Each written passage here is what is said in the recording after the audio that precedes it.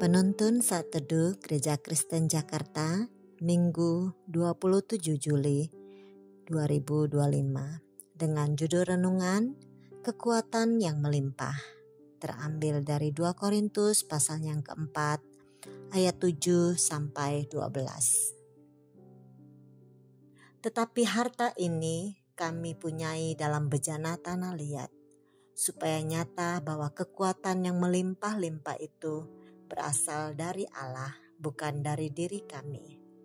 Dalam segala hal kami ditindas, namun tidak terjepit. Kami habis akal, namun tidak putus asa. Kami dianiaya, namun tidak ditinggalkan sendirian. Kami dihempaskan, namun tidak binasa. Kami senantiasa membawa kematian Yesus di dalam tubuh kami, supaya kehidupan Yesus juga menjadi nyata di dalam tubuh kami. Sebab kami yang masih hidup ini terus-menerus diserahkan kepada maut karena Yesus, supaya juga hidup Yesus menjadi nyata di dalam tubuh kami yang fana ini. Maka demikianlah maut giat di dalam diri kami dan hidup giat di dalam kamu. Friedrich Nietzsche adalah seorang filsuf Jerman abad ke-19 yang terkenal dengan pernyataannya, Tuhan telah mati. Ia menolak ketergantungan kepada Tuhan dan mempromosikan konsep manusia super, yaitu manusia yang bisa menemukan makna hidupnya sendiri tanpa Tuhan. Namun pada akhir hidupnya, Nietzsche mengalami gangguan jiwa dan mengakhiri hidupnya dengan tragis serta dalam kesepian.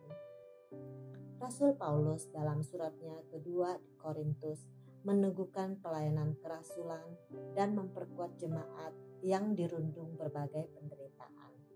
Dalam surat ini, Paulus memperlihatkan bagaimana kekuatan Allah bekerja di tengah kelemahan manusia, memperlihatkan kemuliaan Injil dalam bejana tanah liat yang rapuh seperti dirinya. Bejana tanah liat di ayat ke-7 adalah penggambaran Paulus terhadap dirinya dan setiap pelayan Injil yang rapuh dan biasa. Ini menggambarkan kondisi manusia yang lemah dan terbatas. Kelemahan dan keterbatasan tidak menjadi penghalang bagi Allah, tetapi menjadi tempat Allah menyatakan kuasa-Nya. Ketika manusia tekun dalam penderitaan dan melayani, itu bukanlah kekuatan manusia, tetapi karena kuasa Allah. Perlindungan dan pemeliharaan Allah terbukti ketika menghadapi penderitaan apapun di ayat yang ke-8 dan ke-9. Umat Allah tidak hancur. Paulus hidup dalam penderitaan demi Injil, menyatakan Kristus di dalam segala yang dialaminya. Ayat 10-12. Paulus menegaskan bahwa kematian Kristus dinyatakan dalam tubuh mereka agar hidupnya juga nyata. Artinya dalam penderitaan dan kelemahan kita diberi kesempatan mengalami kuasa kebangkitan dan ketekunan yang memuliakan Allah. Seringkali kita bergantung pada kekuatan sendiri menjadi manusia super. Disitulah letak kejatuhan kita.